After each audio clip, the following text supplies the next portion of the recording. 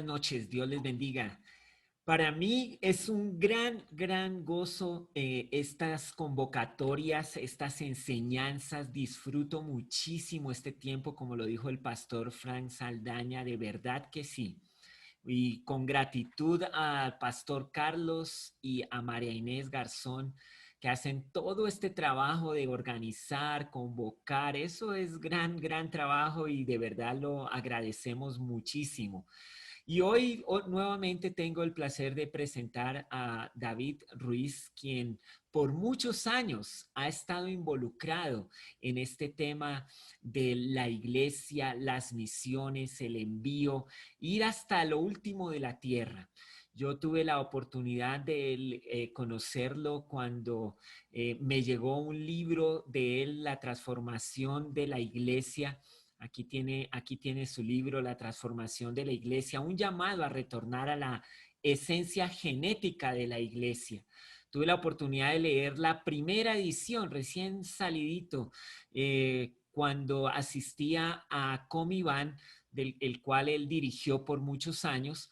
Ahora ya después de haber hecho maestría, haber pasado muchas más conversaciones con líderes fuertes de la iglesia en el mundo, entonces hizo una segunda edición, Editorial Desafío, hizo esta edición para Latinoamérica y usted puede en Colombia conseguirlo con la Editorial Desafío, en Latinoamérica en la CLC y en Estados Unidos puede encontrarlo allá en USA Book.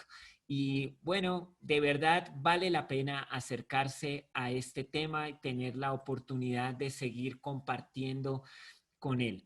Así que bienvenido, Pastor David Ruiz. Por favor, síganos compartiendo, animando, colocando estos fundamentos y estas bases claras, especialmente en este tiempo en el que necesitamos una comprensión mejor de los tiempos actuales, como dice nuestro lema para estas convocatorias. Dios les bendiga. Muchas gracias, Pastor Arturo. Estoy muy agradecido por esa presentación tan amable. Doy gracias al Señor por el privilegio que me ha dado y en particular por la oportunidad de participar con ustedes. Esta es nuestra tercera noche en la cual nos encontramos y hemos estado siguiendo una trayectoria para poder entender y para poder recuperar esa esencia genética de la iglesia. Para quienes nos han acompañado en estas tres noches, recuerdan que la primera noche nosotros nos detuvimos donde todo comenzó para la iglesia. Y en ese pasaje de Mateo capítulo 28, versículos 16 al 20, y particularmente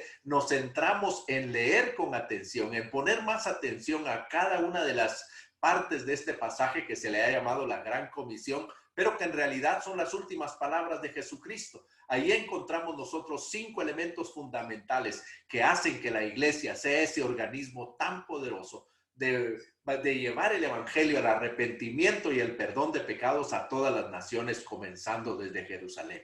En esa ocasión, en esa primera noche, yo les invitaba a un viaje en reversa, en una lectura en reversa del evangelio según San Mateo.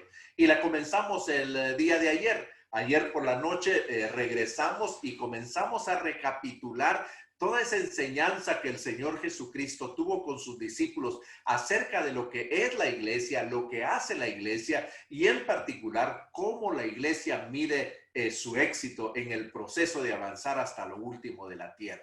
Ahí nos dimos cuenta que cuando el Señor Jesucristo inicia su última jornada hacia Jerusalén, enfoca toda su enseñanza en que los discípulos puedan tener claros los elementos que Él necesita ver en la iglesia. Ahí nos presenta una fotografía a cuerpo entero de la iglesia y ahí podemos nosotros recuperar, como lo hicimos el día de ayer, entender cuáles son esos 3 llamados que la iglesia encarna y presenta delante de toda la humanidad. Vimos también cuál era el costo, el compromiso de poder ser parte de la misión de Dios. El día de hoy queremos terminar hablando acerca de cómo la iglesia mide su éxito.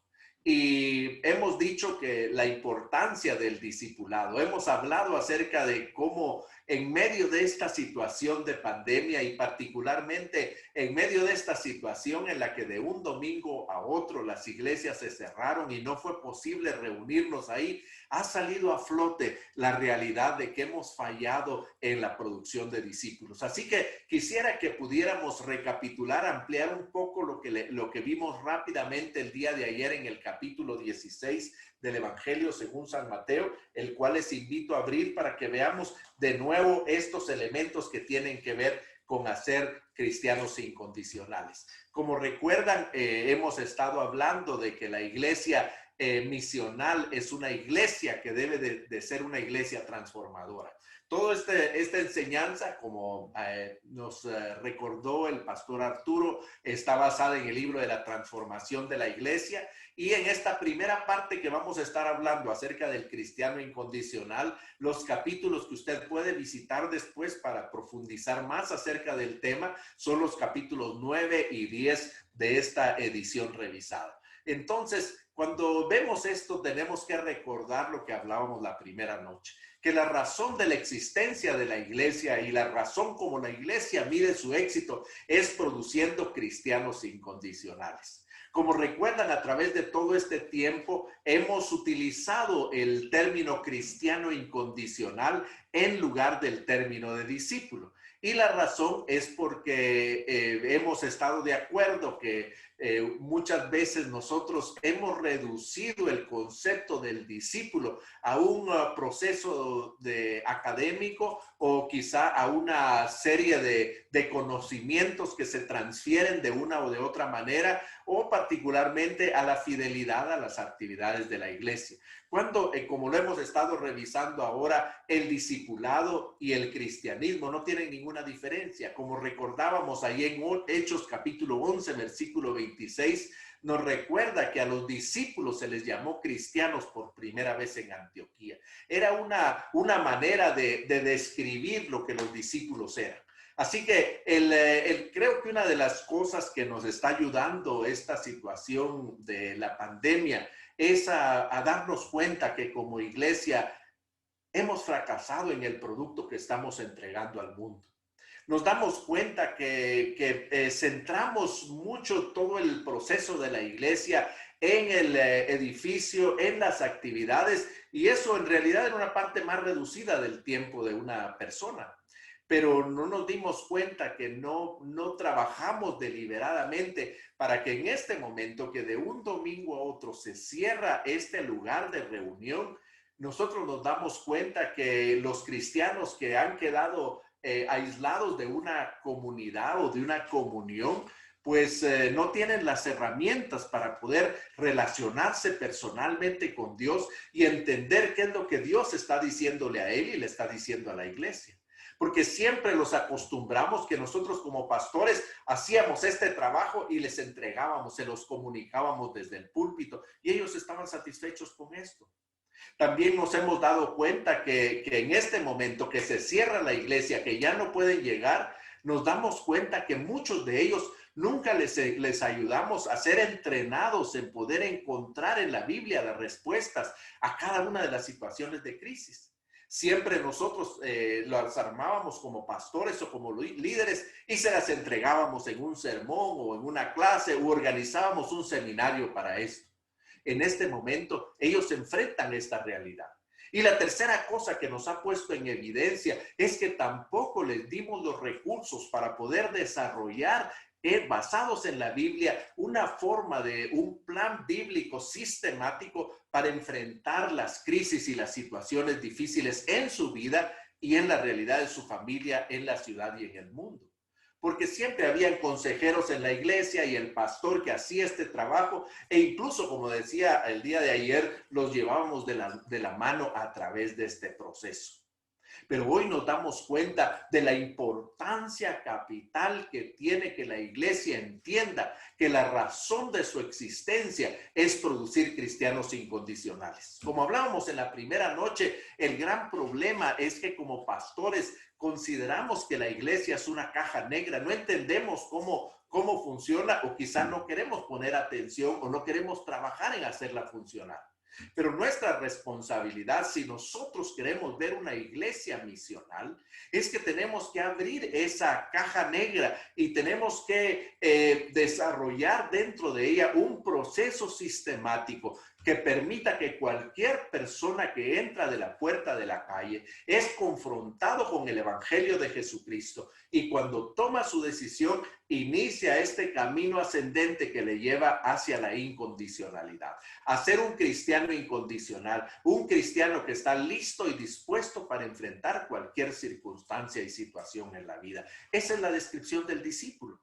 Entonces, decía yo que una de las cosas importantes es que este tiene que ser un proceso bíblico, obviamente, pero un proceso sistematizado, sistemático, que permita que cada una de las personas que están pasando, que están avanzando en la iglesia, saben exactamente cuántos pasos han avanzado, saben cuánto les hace falta para llegar a la meta de ser un cristiano incondicional. Adicionalmente mencionábamos, y es algo que tenemos que recordar constantemente y que hace mucho más crucial en este momento, que cada uno de estos cristianos incondicionales ha sido llamado para una tarea específica. Para cada uno de nosotros, el Señor nos ha dado un propósito, un llamado especial. Y lo que veíamos es que si una iglesia está produciendo cristianos incondicionales, algunos de ellos van a entender en este proceso ascendente hacia la incondicionalidad que el Señor los ha llamado para pastor o para líder.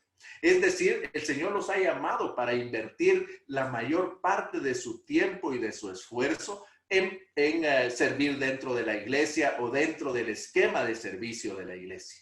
Pero algunos de ellos van a descubrir durante este proceso que el Señor los ha llamado como misioneros, es decir, los ha llamado para ser los que están en esa brecha, los que están rompiendo el terreno duro, aquellos que están poniendo el evangelio disponible en aquellos lugares y para aquellas personas que nunca lo han escuchado antes, o que la presencia del evangelio es muy limitada. Este llamado es un llamado crucial porque esta es la prioridad más importante de la iglesia.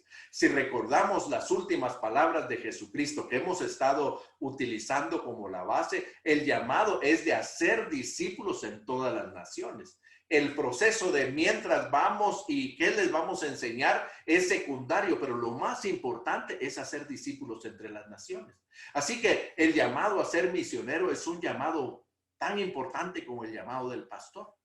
Pero hay un tercer llamado, y el tercer llamado, como decíamos, es el llamado a ser un ciudadano responsable.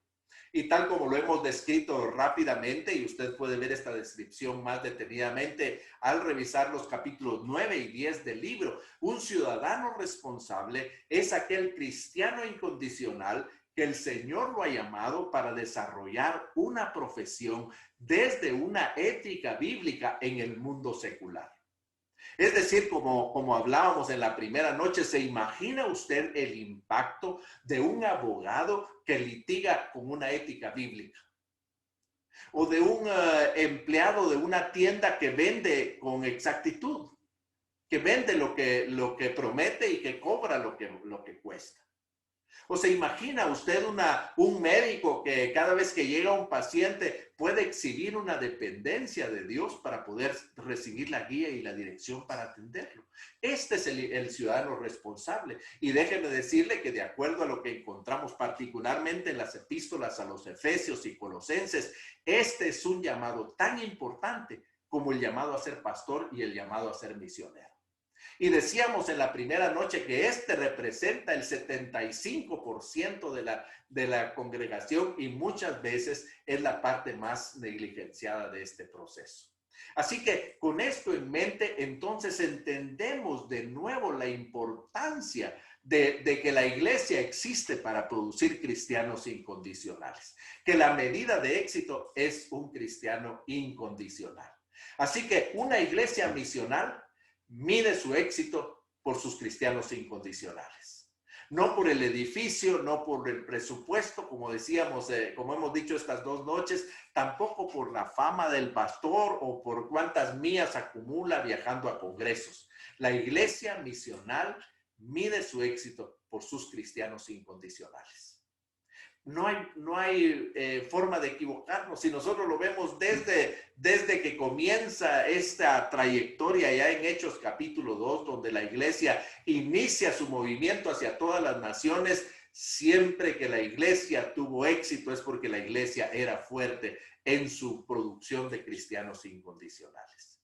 Entonces, necesitamos recapitular y entender de nuevo y revisar de nuevo qué significa un cristiano incondicional. ¿Quién es un cristiano incondicional?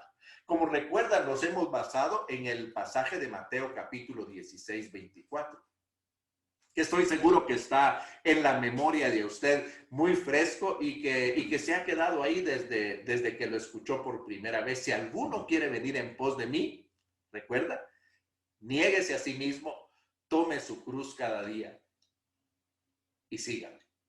Así que de lo que estamos hablando es de ese proceso en el que en relación con el Señor y en la comunidad, con el cuerpo de Cristo, nosotros somos modelados para cada día parecernos más a Cristo.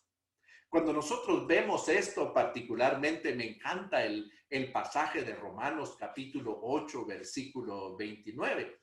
Recordamos muy fácilmente el versículo 28, que dice que más a los que el Señor ha llamado, a estos los ha transformado. Y la palabra, particularmente en el versículo 29, dice que a los que antes llamó, a estos predestinó para que fuesen hechos conformes a la imagen de su Hijo. Y me llama la atención porque muchas veces nosotros lo confundimos con la palabra del versículo anterior que dice conforme al propósito de Dios. Pero conformes es la palabra morfo, que quiere decir forma, y lo que nos muestra es que en cada una de las circunstancias de la vida, en cada uno de los eventos de la vida, lo que el Señor está haciendo es presionando su imagen sobre cada uno de nosotros para que nosotros tomemos esa forma y que todas aquellas cosas que están fuera de esa forma sean expulsados de nuestra vida. Esto es lo que ilustra las tres características. Porque la primera, cuando dice niéguese a sí mismo, de lo que está hablando es de este proceso en el que nosotros hacemos morir al yo y dejamos que Cristo crezca en nosotros. Ese proceso de crucificarnos junto con Jesucristo, como el mismo apóstol Pablo lo dice, con Cristo estoy juntamente crucificado y ya no vivo yo, sino vive Cristo en mí. Este proceso en el que nosotros ya no ponemos atención a lo que nos gusta, a lo que deseamos, a encontrar satisfacción para nosotros, sino cómo nosotros podemos satisfacer al Señor. Este proceso en el que nuestra vida y nuestro carácter se están alineando cada día más con Jesucristo.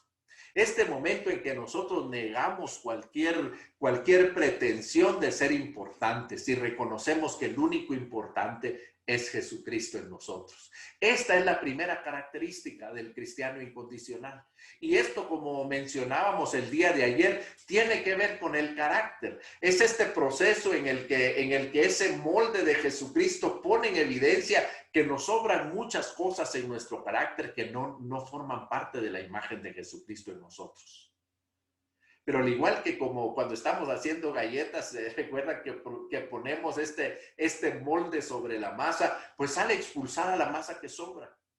Pero cuando la quitamos, la forma es exacta al molde que le pusimos. De la misma manera, pues en nuestra vida eso duele mucho. Quizá esta es la parte más dolorosa porque tiene que ver con nosotros, con todas aquellas expectativas, con los sueños que teníamos.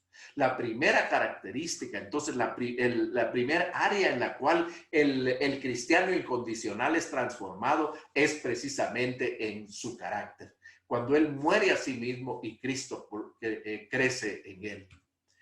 Luego encontramos la segunda que dice tome su cruz. Y como decíamos ayer, no hablaba acerca del sufrimiento, sino de ese proceso de exhibir nuestro cristianismo a través de nuestros pensamientos, a través de nuestras palabras y a través de nuestras acciones. Cuando nosotros seamos capaces verdaderamente de encarnar el evangelio. Es otra de las cosas y de las lecciones que estamos aprendiendo durante esta situación. Si ustedes se dan cuenta, hemos centrado en todo el proceso en pensar que nosotros hacemos del evangelismo un evento.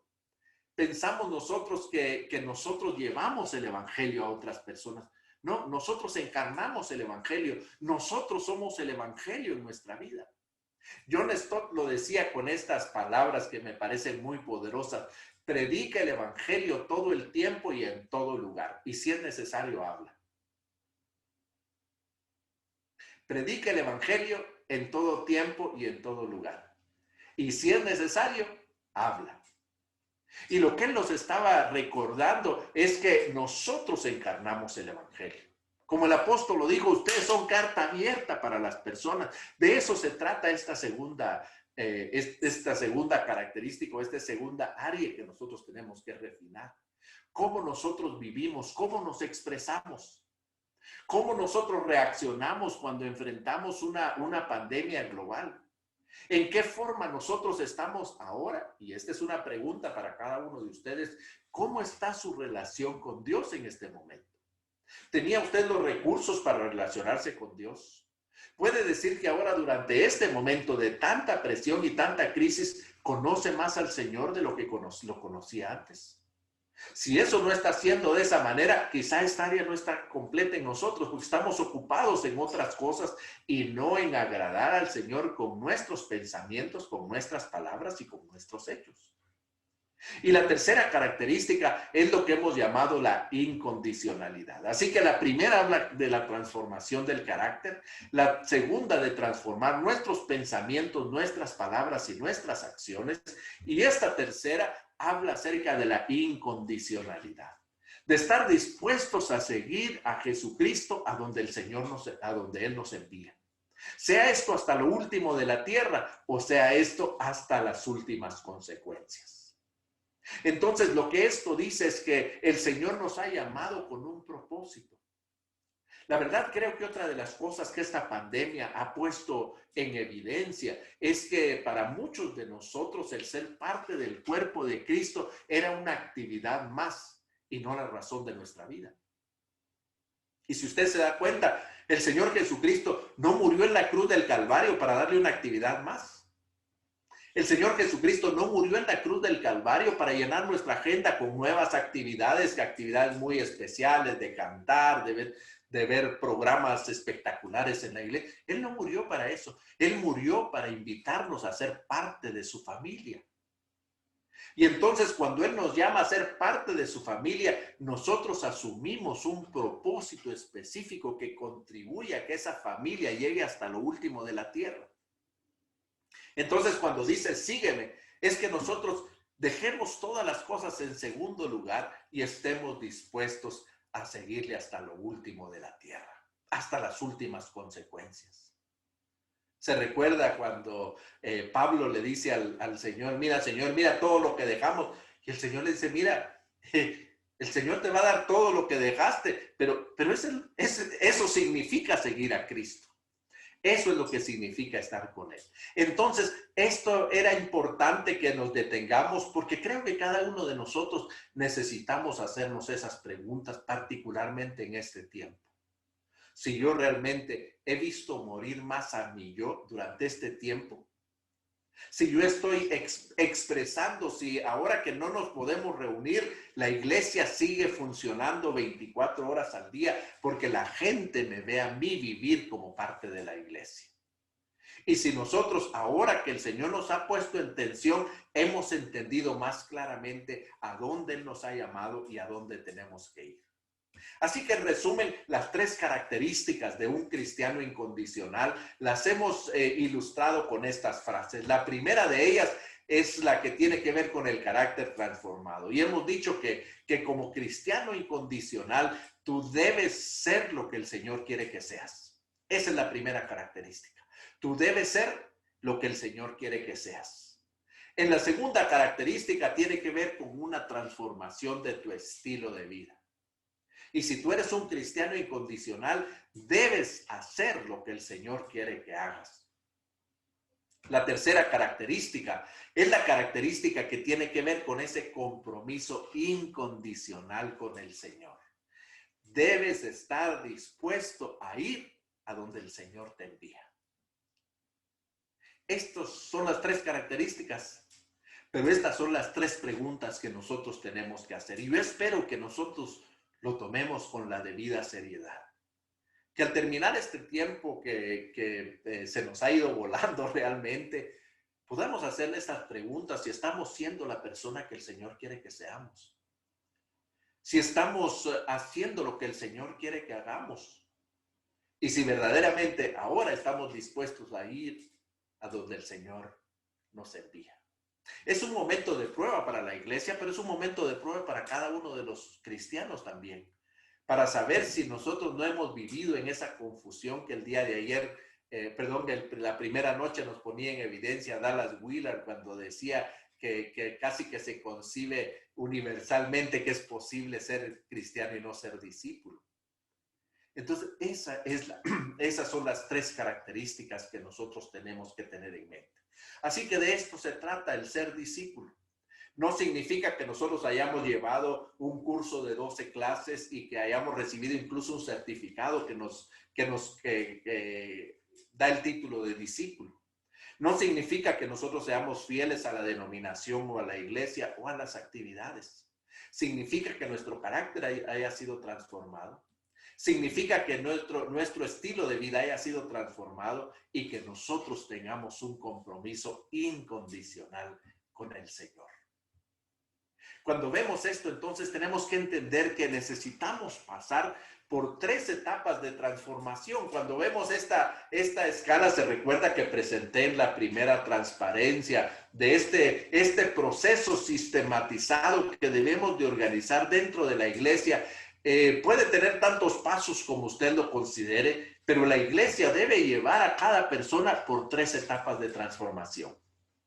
A la primera de las etapas de transformación le he llamado relación con Cristo. Y esta etapa es que comienza precisamente con la conversión. Cuando una persona hace una decisión de poner al Señor en el centro de su corazón. En realidad es más que solo confesar los pecados y decir yo acepto al Señor. Es decir, no solamente yo acepto al Señor, sino yo me someto absolutamente a su voluntad. En ese momento comienza el proceso de hacer un serio compromiso con Cristo. Aquí es donde comienza ese proceso donde nosotros comenzamos a ver cambios positivos en el carácter de la persona. Aquí es cuando debemos enseñarle a la persona, darle las herramientas que necesita para poder establecer y crecer en una relación personal con Jesucristo. Aquí es donde nosotros deberíamos de darles a ellos los recursos, en lugar de que ellos estén esperando que nosotros les enseñemos quién es Cristo. Me encanta mucho lo que dice A.W. Tozer. Él menciona, dice, ahora se nos ha enseñado que nosotros encontramos a Jesucristo y dejamos de buscar. Cuando los grandes hombres en el pasado encontraron a Jesucristo y siguieron buscando para conocer más de Él y tener más que enseñar acerca de Jesucristo. De eso se trata este proceso. Que nosotros les demos las herramientas para que ellos lleguen a fortalecer cada día una relación personal con Jesucristo que les ayuda a examinar y a darse cuenta aquellas partes de su carácter que no forman parte de la imagen de Dios. Esta es la primera etapa. Y esta primera etapa no es cierto que a veces nosotros la despreciamos. A veces vemos a una persona que recién conoce al Señor, ha hecho una decisión personal por Jesucristo y está todos los días con su cuaderno ahí pidiéndonos que le respondamos las preguntas que encuentra en la Biblia y está hablando de Jesucristo con todas las personas en su trabajo, en su vecindario y viene cada día con preguntas o trae nuevos amigos a la comunidad y pareciera que nosotros decimos, es un nuevo convertido, como que fuera una enfermedad, como que ya se va a curar. Es un nuevo creyente, ya va a ser normal como nosotros, que no nos interesa si el mundo se mueve. Es muy importante. porque creo que como iglesia en este momento estamos recapitulando en qué es lo más importante, y creo que lo que los hermanos están apreciando, los miembros de la iglesia que no se pueden reunir, están apreciando en este momento son las herramientas que nosotros como pastores pusimos en sus manos para conocer más de Cristo y para aprender a relacionarse con Él. Este proceso se cumple cuando el discípulo ha establecido un compromiso con Cristo y lo manifiesta en la forma como se va transformando su imagen. Así que podríamos decir, esta es la primera etapa, y cuando ya ha manifestado un compromiso con Cristo y su imagen se está transformando, pasa entonces a la segunda etapa. A esta segunda etapa le llamo el compromiso con Cristo. Y esta segunda etapa tiene que ver con ese proceso donde el cristiano entiende con claridad que tiene un llamado específico, sea este a ser pastor o líder, ser misionero o ser un ciudadano responsable. Y él entonces continúa este trabajo de nosotros como comunidad cristiana de proveerle para él las herramientas para que él pueda profundizar en las escrituras, para que pueda extraer de las escrituras las respuestas a sus preguntas, para que él pueda entender el mensaje de la Biblia de pasta a pasta, que él pueda saber de qué habla cada libro y saber a qué libro puede accesar cuando enfrente una realidad, que pueda utilizar la Biblia para comparar su vida y saber dónde tiene que mejorar y dónde tiene que trabajar. Ora fielmente, por supuesto, y quizá lo más importante es que comparte su fe como estilo de vida con los demás. Es increíble que nosotros tengamos que organizar eventos de evangelización en la iglesia. Y no es cierto, hermanos pastores, que muchas veces los únicos que llegan son los mismos que llegaron todas las veces, porque como que hay un grupito que se distingue, pero el resto consideran que hay un grupo que se encarga de evangelizar, pero yo no soy parte de ello. De evangelizar como estilo de vida es parte del compromiso con Cristo. Esta etapa entonces se cumple cuando esta persona exhibe una obediencia a la palabra y cuando desarrolla con responsabilidad las actividades que tiene de acuerdo a su llamado, sean estas actividades dentro de la iglesia, si él ha sido llamado a pastor o líder. Estas responsabilidades de prepararse para salir al campo misionero, a una cultura diferente, a una lengua diferente o a una geografía diferente. O cuando él se prepara para poder hacer bien lo que Dios le ha llamado a hacer como ciudadano responsable. Él es un discípulo fiel y sea que está en la iglesia, en la misión o en el mundo secular, pues él evangeliza con su estilo de vida, como estilo de vida. Así que esta es la segunda etapa que nosotros tenemos que reconocer. Y la tercera etapa es la que podríamos llamar el señorío de Cristo. Y el señorío de Cristo es cuando ya nosotros podemos exhibir que el Señor está conduciendo nuestra vida y está definiendo el carácter de lo que va a ser de aquí en adelante. Es un proceso donde el cristiano está demostrando un carácter transformado que le lleva a seguir incondicionalmente a Cristo.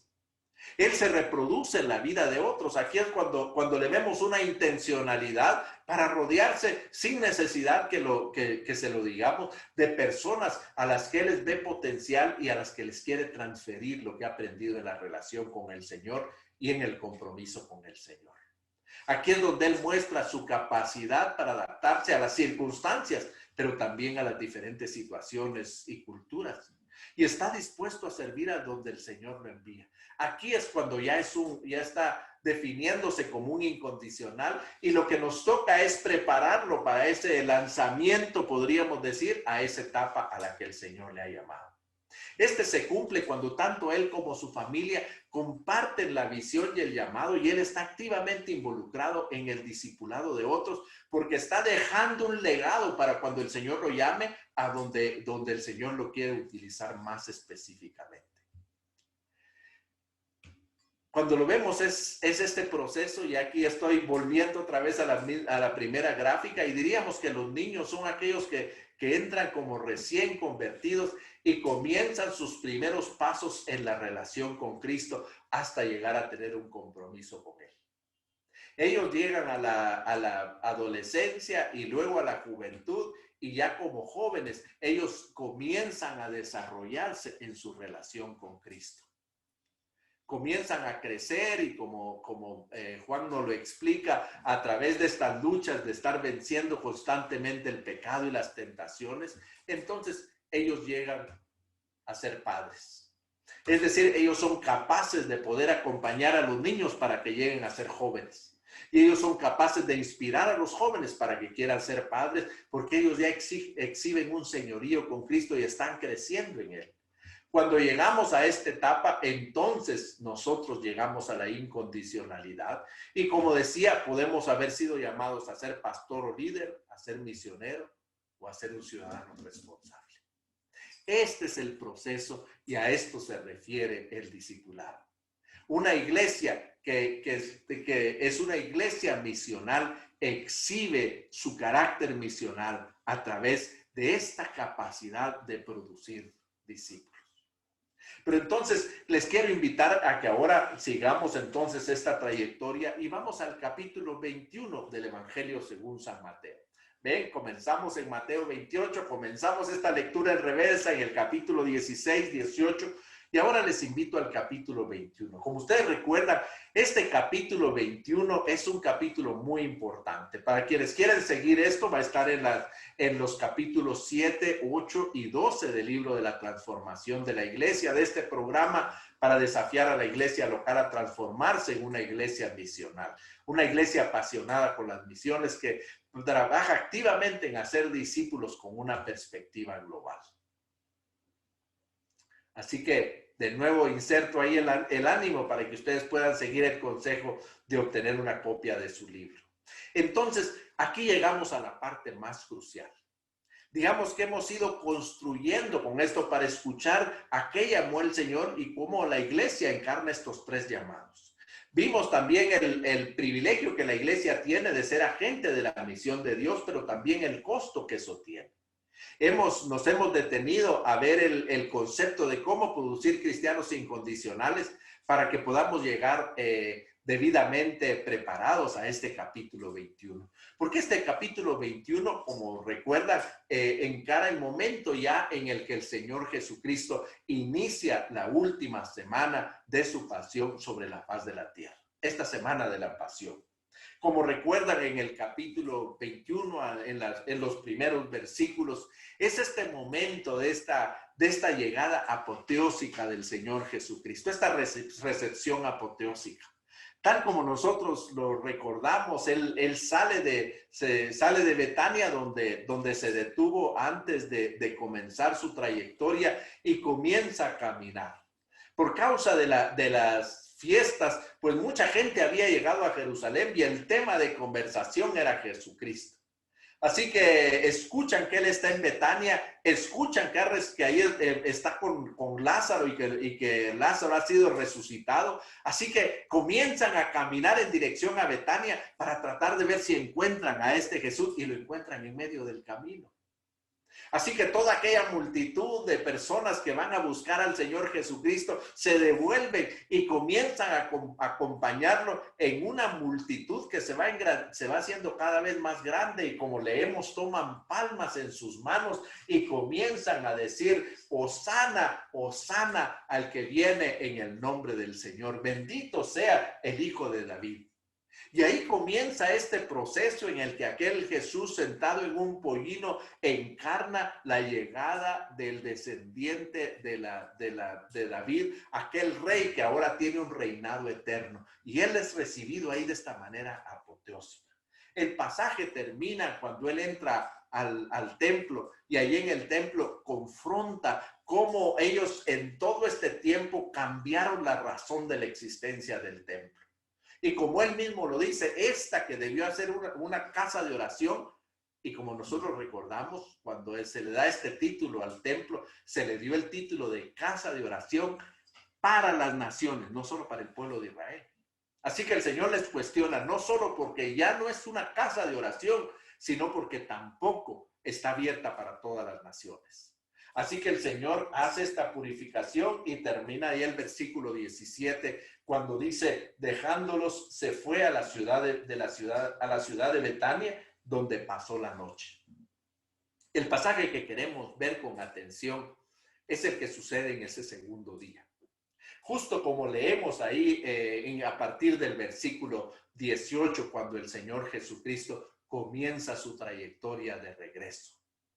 Yo me imagino que muy temprano en la mañana el Señor Jesucristo inicia esa trayectoria, ese trayecto de regreso a Jerusalén. Yo me imagino que el Señor Jesucristo no se levantó y comenzó a mover a sus discípulos. Pedro, levántense, Juan, Tomás, Judas, por favor, levántense, es tiempo de irnos. No, yo estoy seguro que como el Señor ha mostrado en todo el Evangelio, Él fijó su vista hacia Jerusalén, se levantó y comenzó a caminar, y los discípulos se levantaron detrás de Él y comenzaron a caminar. Sin duda en el camino iban arreglándose las capas, poniéndose el cinturón y tratando de hacer que su corazón bombeara la sangre al cerebro. Así que los vemos a ellos primero un poco desorientados, pero poco a poco comienzan ya a recuperar el sentido, y aquel grupo comienza a avanzar. Sin duda todos ellos involucrados en diferentes conversaciones, caminando en dirección, viendo qué les espera para este día. Podríamos imaginárnoslos tal vez como Jesucristo en una punta de flecha y sus discípulos detrás en este grupo más bien desordenado que está intentando seguir el paso del Maestro. De pronto algo sucede, dice el versículo 18, que cuando Jesús volvió a la ciudad por la mañana tuvo hambre. Aquí la levantada temprano y la caminata ha comenzado a hacer mella en todos ellos, pero también en Jesucristo, que es 100% hombre, así como 100% Dios. Y la palabra dice que tuvo hambre, y si nos imaginamos este grupo, de pronto el Señor Jesucristo en medio de esta aurora que está rompiendo, ve así a su lado un montículo y ve una sombra e identifica que es. Así que se torna y comienza a caminar. Todas las conversaciones de los discípulos se detienen y ellos se voltean para tratar de ver qué es aquello que ha llamado la atención del Señor Jesucristo y hacia dónde se dirige. Y como vemos aquí, el Señor se dirige porque vio una higuera cerca del camino. ¿Se imaginan ustedes para estos discípulos que se han levantado temprano y que ya a estas alturas el sonido de sus intestinos está siendo un poco más audible para los demás? Cuando ellos se imaginan que esta higuera está llena de higos y se imaginan ese dulce fruto que muerden, y comienza aquel dolor aquí en sus quijadas cuando comienzan a bombear saliva para prepararse para ese momento. Me imagino que los más avisados de ellos comenzaron a caminar más rápido para poder llegar primero a esta higuera y ser quizá los segundos que les tocara ser los primeros a los que el Señor Jesucristo repartiera algunos de estos frutos. Pero algo sucede. La palabra dice que el Señor Jesucristo se acercó a ella y metió su mano en la higuera. Comenzó a tocar en la higuera, pero la palabra dice que no halló frutos.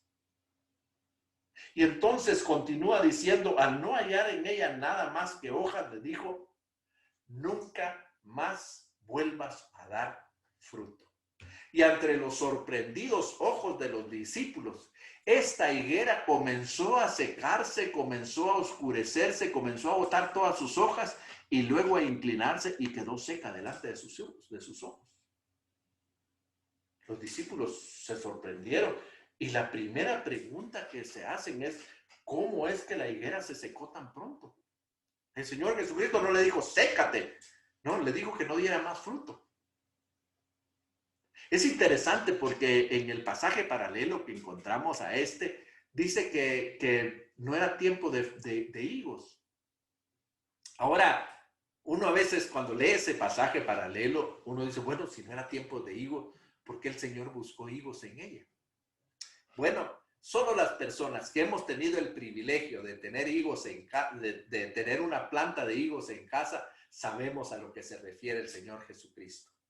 Mi abuela fue a sembrar en la casa de cada una de sus hijas una higuera. Yo crecí con una higuera en el jardín de nuestra casa.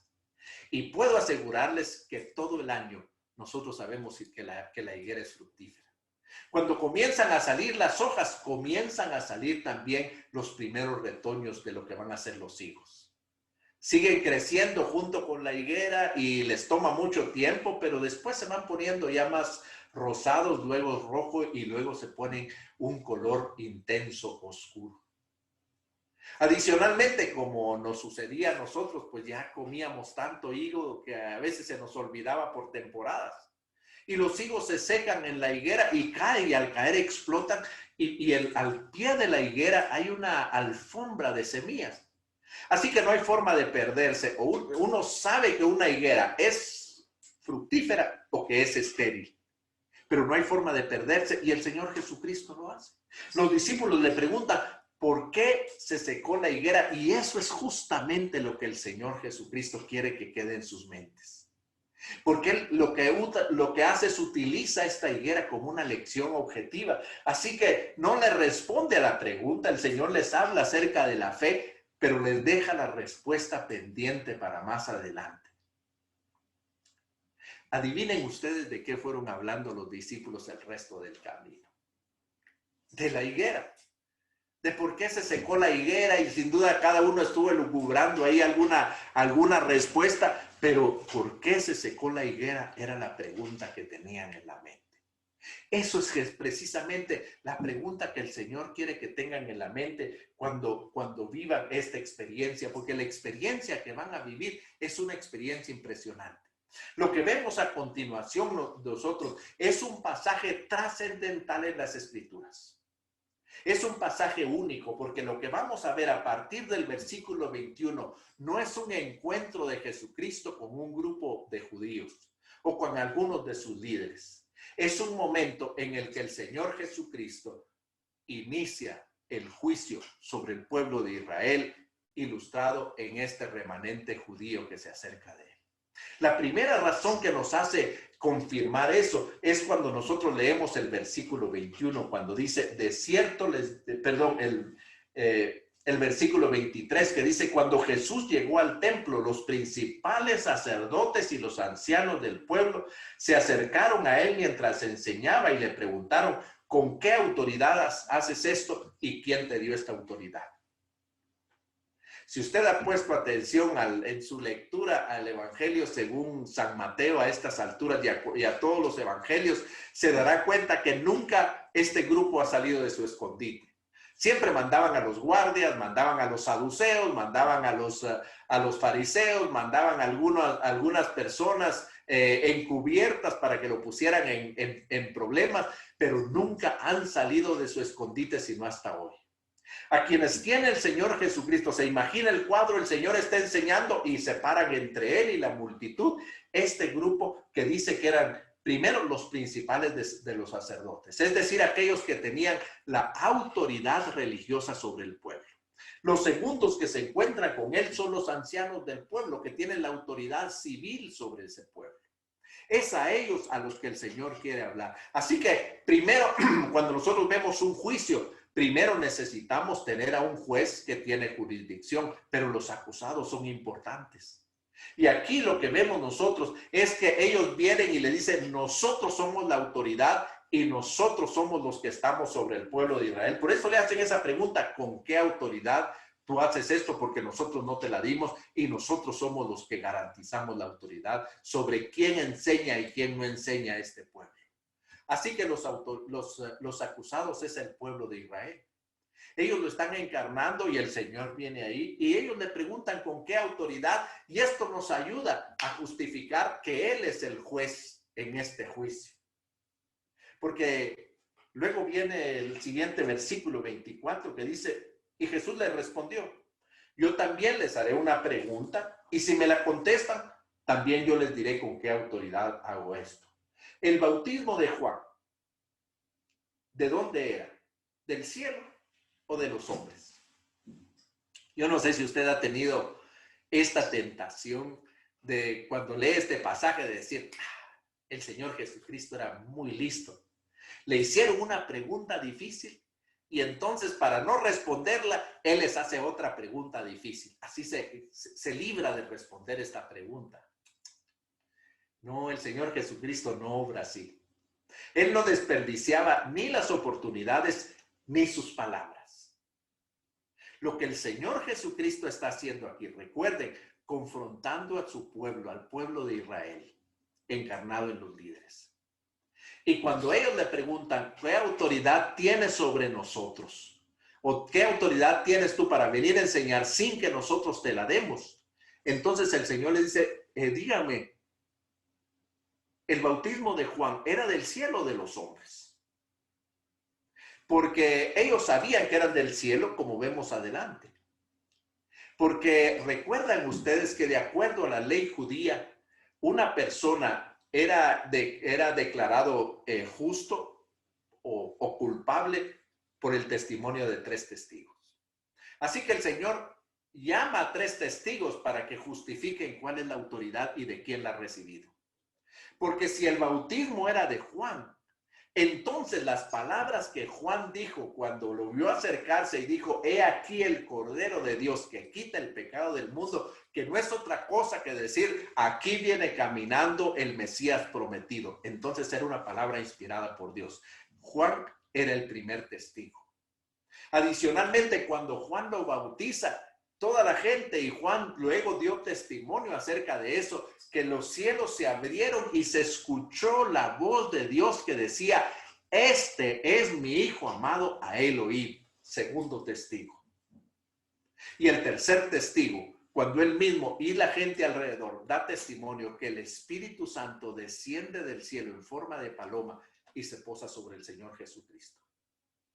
Los judíos saben eso. Ellos saben que el Señor está diciendo que su autoridad es superior a la autoridad de ellos, porque viene de parte de Dios, que Dios declaró, este es mi hijo amado. Así que le dice, no sabemos. Entonces le dice, pues tampoco yo les voy a decir con qué autoridad hago esto. Así que Jesucristo se presenta con ellos como el juez, con la jurisdicción y con la autoridad de juzgar al pueblo de Israel, a todo su pueblo de Israel. Entonces comienza el juicio. Ahí están sentados los acusados en el banquillo de los acusados, que es el pueblo de Israel. Ahí está sentado el juez sobre su trono y entonces comienza a poner las evidencias delante de ellos y lo hace a través de una parábola. La parábola la encontramos a partir del versículo 28, cuando les dice, ¿qué les parece que un hombre tenía 2 hijos? Y se acercó al primero y le pidió, hijo, ve hoy a trabajar a mi viña. El primero respondió, no quiero, pero después se arrepintió y fue. Luego se acercó a otro hijo y le pidió lo mismo. Este le respondió, sí, señor, ya voy, pero no fue.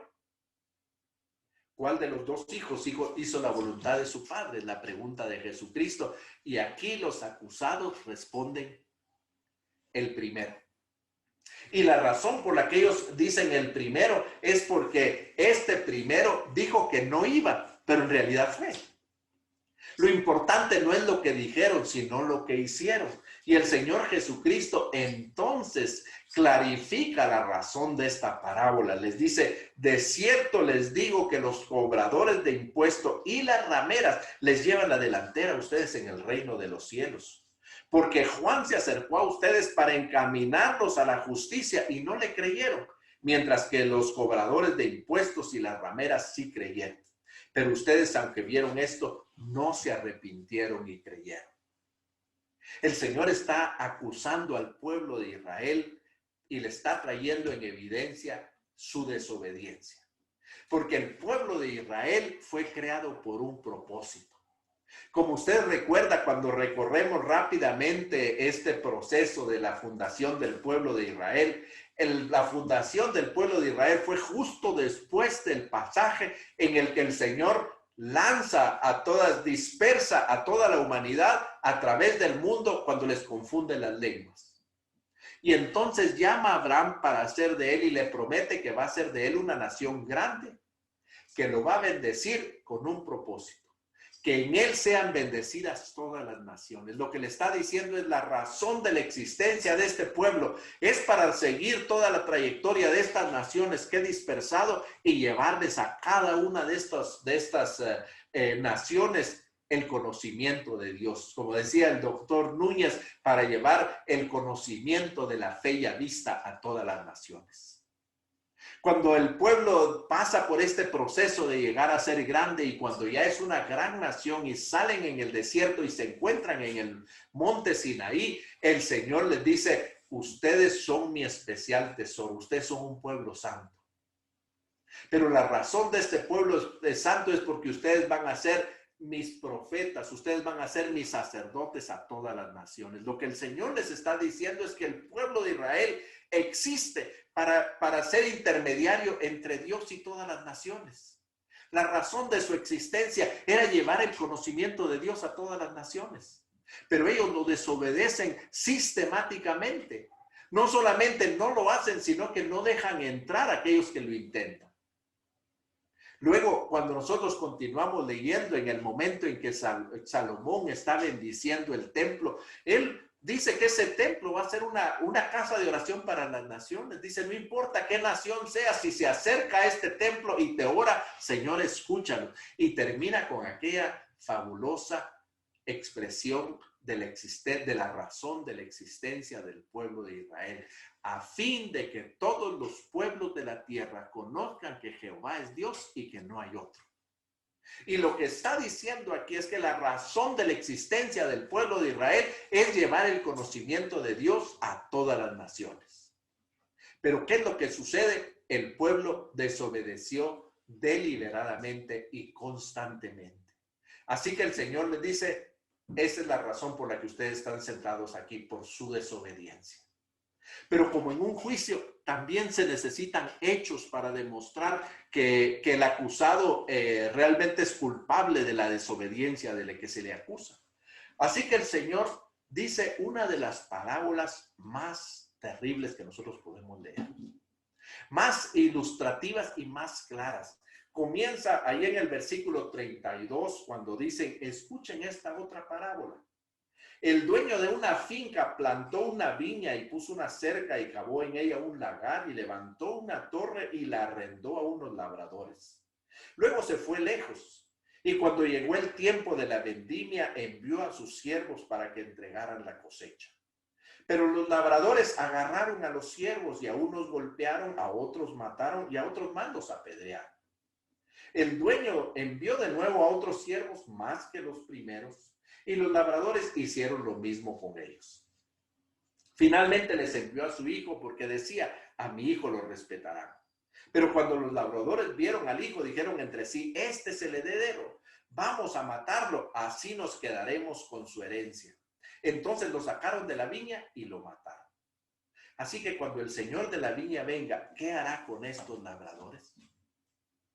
La historia es tremenda. Cuando nosotros la leemos, yo creo que no podemos dejar de sentir cómo la piel de nuestro cuerpo se altera. El Señor está describiendo la realidad del pueblo de Israel, le está contando la historia de lo que ellos tienen en su mente, les está leyendo la mente y se lo está escribiendo en la pared para que todos lo sepan. Lo que dice es que el pueblo de Israel es una viña hecha por la gracia de Dios. Como dice la misma escritura de un anciano y una mujer estéril, el Señor levantó a un pueblo poderoso.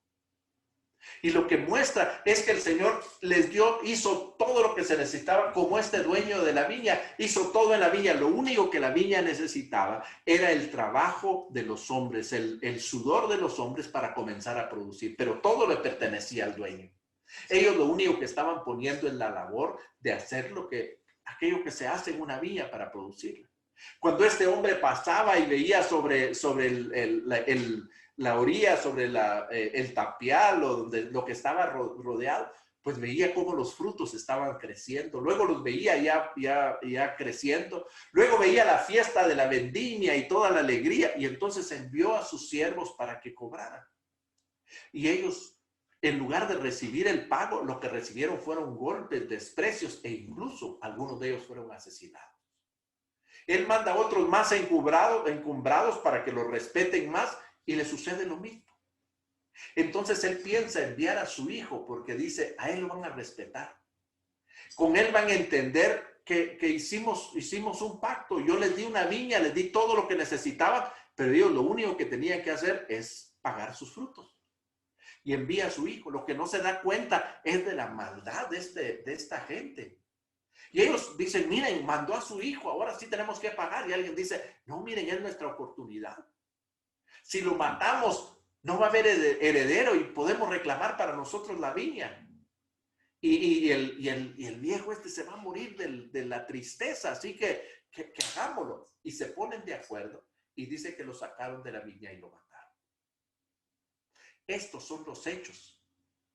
Los hechos ponen en evidencia que el pueblo de Israel no ha pagado los frutos porque el Señor los llamó a dar representantes, a traer a todas las naciones al conocimiento de Dios, a llevar el conocimiento de Dios a todas las naciones, a que fuera el pueblo que representara el centro de adoración para todas las naciones, y ellos no lo hicieron. Adicionalmente, ellos además de esto, mataron a los enviados. Cuando nosotros leemos a todos los profetas están recordando constantemente lo que el pueblo de Israel debe hacer para llevar el conocimiento, la luz a las naciones, como dice Isaías, para hacer atalaya, como dice Ezequiel, o para llevar el conocimiento de Dios, como leemos en cada uno de ellos, o la ilustración que vemos en el profeta Jonás. Pero ellos lo que hicieron es que cada uno que venía a recordarle su responsabilidad de ser una luz a las naciones, lo mataban o lo golpeaban. Y algunos de ellos, como el mismo Señor Jesucristo dice, incluso los mataron abrazados del altar. Pero intentaron apropiarse de la viña. Y no hay mejor ilustración para lo que sucedió al principio de esta historia. ¿Se imagina usted el atrevimiento de los principales de los sacerdotes y de los principales ancianos de pararse en medio del Señor Jesucristo, interrumpir su enseñanza y pedirle cuentas de quién le dio la autoridad para predicar? ¿Se imagina? Se intentaron apropiar de la viña. Ellos creyeron que el pueblo de Israel era para ellos y para beneficiarle en sus propios intereses. Pero el Señor les advierte que el hecho más trascendental es que ellos ya a estas alturas, como recordamos, porque lo vemos claramente ahí cuando resucita Lázaro, que ellos lo verbalizan de esta manera, a estas alturas ellos ya han decidido matar al Hijo de Dios. Así que estos son los hechos que Él pone delante de ellos. Ahí están los acusados, aquí está la evidencia y aquí están los hechos. Entonces les pregunta a ellos, bueno, cuando vuelva el dueño de la viña, ¿qué hará con estos labradores? Y ellos responden lo que deben de responder. Ellos eran jueces, eran los jueces de Israel. Ellos juzgaban a los asuntos religiosos y los asuntos civiles.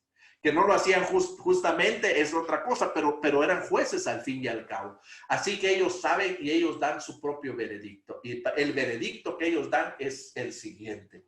Y dice, destruirá sin misericordia a los malvados y arrendará la viña a otros que entreguen su fruto a su tiempo.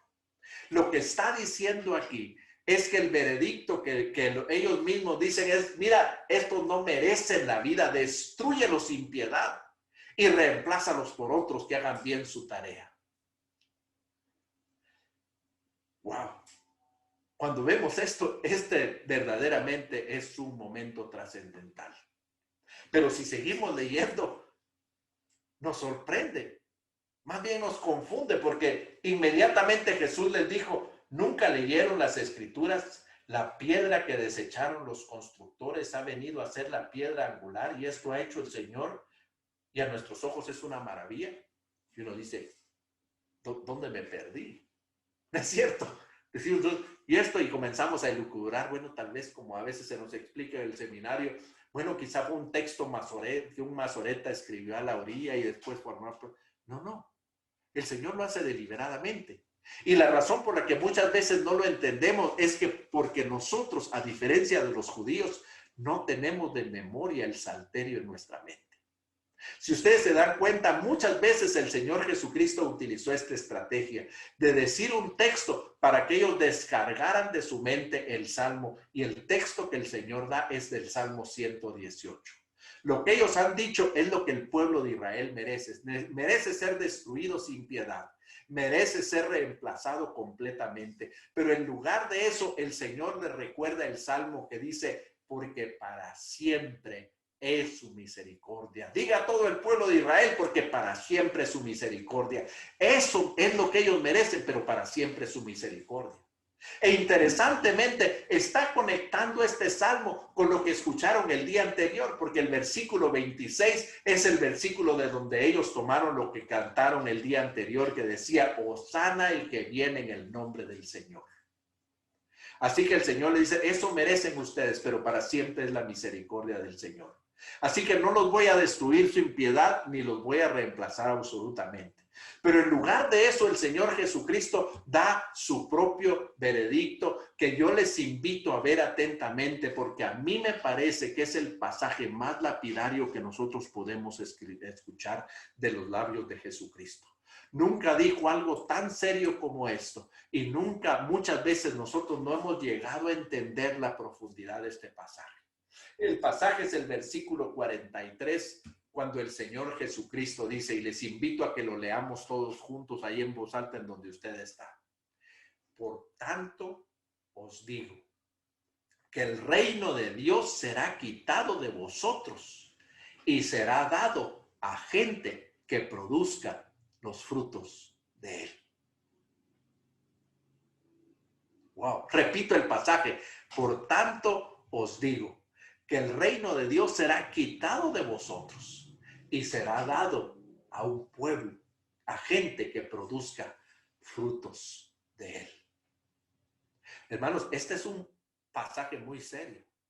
Lo que el Señor dice es que luego del juicio por causa de la desobediencia y las evidencias que ha presentado, el Señor decide quitar la comisión del establecimiento del reino de los cielos del pueblo de Israel y ahora se lo da a una nueva gente que produzca frutos de él.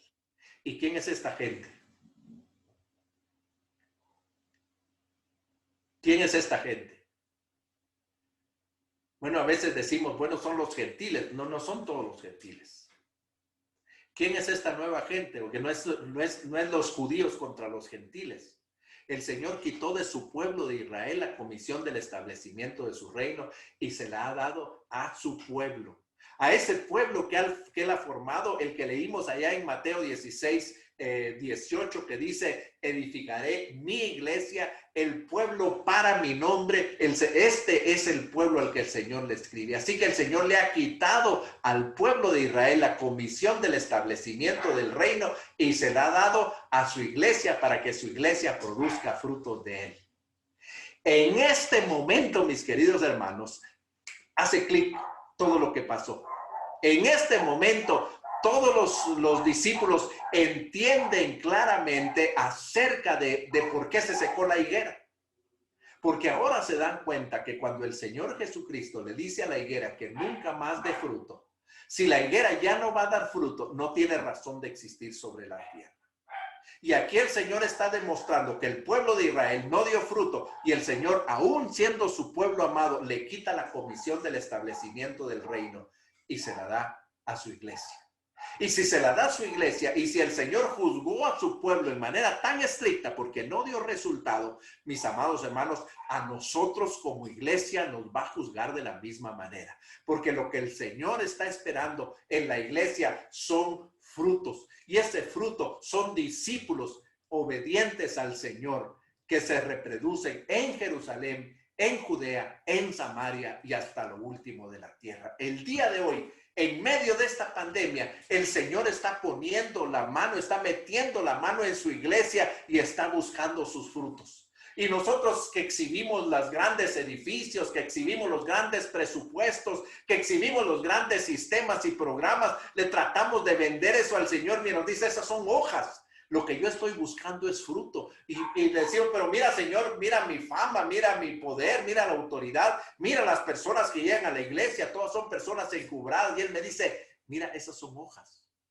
Lo que yo estoy buscando son frutos. ¿Y qué son los frutos? Son discípulos obedientes, cristianos incondicionales, que esta iglesia está formando en Jerusalén, en Judea, en Samaria y hasta lo último de la tierra. El Señor está buscando hoy en la iglesia. Y la gran pregunta es si el Señor hallará fruto. Si la iglesia llega a ser lo que el Señor quiere que sea, necesariamente será una iglesia misional. A eso nos ha llamado el Señor. Y esa es la invitación que ponemos ahora en sus manos. Espero que reflexionemos en esto y que esto nos ayude a pensar y a volver a estos pasajes tan poderosos. Pastora María Inés, gracias por esta tremenda oportunidad. Gracias por este privilegio tan maravilloso. Quisiera extenderlo por más tiempo, pero espero que esto nos permita poder seguir en esta relación. Gracias por esta oportunidad y le devuelvo a usted ahí el micrófono para este tiempo de preguntas que queríamos tener al final. Mira, yo tengo una preguntita escuchando atentamente este tema y de verdad yo creo que es el tema en el que la iglesia debe estar pensando y reflexionando en estos tiempos.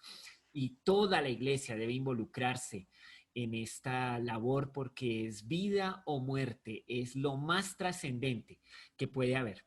Pero quisiera preguntar, un cristiano, un creyente normal, natural, que está escuchando esto acerca de ser un cristiano incondicional, ¿qué consejos puede darle Pastor David para que arranque este camino, pero así como en la vida cotidiana, en la vida diaria, se levanta y qué hace como para volverse un cristiano incondicional? Yo le animaría a que usted tuviera estas preguntas en mente. ¿Soy lo que el Señor quiere que sea? ¿Hago lo que el Señor quiere que haga? ¿Y estoy dispuesto a seguirle a donde Él me envía? Y de acuerdo a lo práctico que me pide el pastor Arturo, lo que debemos hacer desde que nos levantamos es desarrollar y ejercitar durante todo el día esas disciplinas bíblicas que nos permiten conocer más de Dios, conocer más a Dios y sobre todo permitir que Dios esté obrando en nuestra vida y preparándonos para darlo a conocer. Así que yo creo que hay algunas disciplinas que son de vida o muerte para un cristiano normal, como tú llamaste, porque yo creo, Arturo, que un cristiano normal es un discípulo. Alguien que no es discípulo es un cristiano anormal. Así que las disciplinas que nosotros tenemos que tener es, en primer lugar, el encuentro personal con el Señor en oración y en devoción personal. Cada día nosotros tenemos que estarnos alimentando de la palabra de Dios. Y en cuanto a la oración, no es la oración después de la comida, sino esa devoción con la oración que nosotros encontramos y esa devoción con la palabra que encontramos en el Salmo 1, que en su ley medita de día y de noche. La segunda, como decíamos, la oración constante. No solamente oración por nosotros, sino esa intercesión por las demás personas, por el país, por los que tienen. La tercera, que creo que es en la que hemos sido más negligentes, es en el ayuno. En ese proceso en el cual nosotros manifestamos de una forma práctica que no hay cosa más importante para nosotros que conocer más al Señor. Y estamos dispuestos a limitarnos incluso de nuestras necesidades más básicas para dedicar tiempo intencional a conocer más de Dios y conocer más a Dios. Y en cuarto lugar, la cuarta disciplina que tiene que ver con vivir el evangelio y manifestar el evangelio en cualquier lugar donde estamos. Ser intencionales en que las personas vean el evangelio encarnado en nosotros como nos lo muestra el Señor Jesucristo. Así que esta sería la tarea básica para cada día. Y al final del día, creo que cada cristiano normal debe hacer una evaluación y preguntarse la pregunta clave. ¿Conozco más el día de hoy a Jesucristo? ¿Conozco más de Dios que lo que le conocí esta mañana? ¿Cuáles son esas cosas importantes que hoy descubrí y en qué manera yo las puedo compartir con otros? A mí me anima mucho personalmente cuando estoy cada día haciendo mi tiempo devocional, a tener un diario devocional, un libro en el que yo lleve el registro de mi encuentro con el Señor. Para mí es el libro más maravilloso que tengo en mi biblioteca, porque ahí estoy llevando un récord de lo que el Señor me ha dicho y voy a ese diario de manera regular. Así que esa sería mi recomendación práctica, Pastor Arturo. Muchas gracias. Una pregunta muy importante, si no nos quedamos en el aire, ¿no es cierto? Ajá. Y bueno, al lado de esa quisiera también preguntarte algo muy práctico, y es que obviamente en todo esto la comunión entre los creyentes es vital, no solo para el tema del conocimiento y del servicio, pero ¿qué nos puedes decir en cuanto al tema del carácter? Mencionaste que un cristiano incondicional tiene un carácter, es más a la imagen de Jesús, pero ¿cómo puede esta interacción entre creyentes producir en la realidad ese carácter? ¿Cómo se va dando esto? Muy bien, lo que nosotros vemos particularmente en la segunda epístola a los Corintios y particularmente en el segundo libro de Juan, en la segunda epístola de Juan, ahí leemos nosotros que es un proceso en el cual nosotros estamos agregando a nuestra fe virtud, a la virtud conocimiento, al conocimiento dominio propio, al dominio propio esperanza, a la esperanza conocimiento de Dios. Así que de lo que esto se trata cuando hablamos del carácter es que cada día nosotros estemos agregando estos elementos que cambian nuestra vida. Y tal vez en cuanto al carácter, hay algo que creo que es a veces muy necesario de mencionarlo, y me parece que el Efesios capítulo 4 nos da a nosotros una gran explicación. A veces nosotros como creyentes nos confundimos cuando enfrentamos problemas de carácter y creemos que lo que nosotros podemos hacer es exorcizar nuestros problemas de carácter. Y entonces vamos ahí, oramos al Señor. Señor, por favor, quítame el mal carácter. Señor, mira, ayúdame que yo deje de mentir. Señor, mira que ya deje de robar. Cuando leemos en Efesios capítulo 4, el Señor nos dice que el proceso no es así. El proceso es que yo debo de asumir la responsabilidad de cambiar. Y ahí, por ejemplo, nos aclara una tremenda verdad. Por ejemplo, nos dice que un mentiroso no deja de ser mentiroso cuando deja de mentir, sino que deja de ser mentiroso cuando dice la verdad en ocasiones en las que anteriormente mentiría.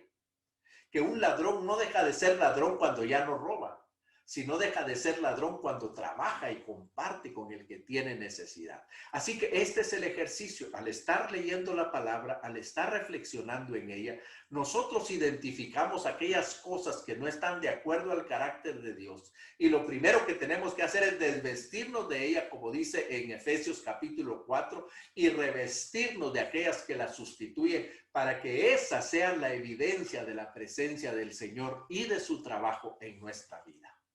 Pastor Ruiz, muchísimas gracias. Realmente estamos muy contentos. Se nos acabó el tiempo y que el Señor los bendiga. Nos vemos el próximo mes.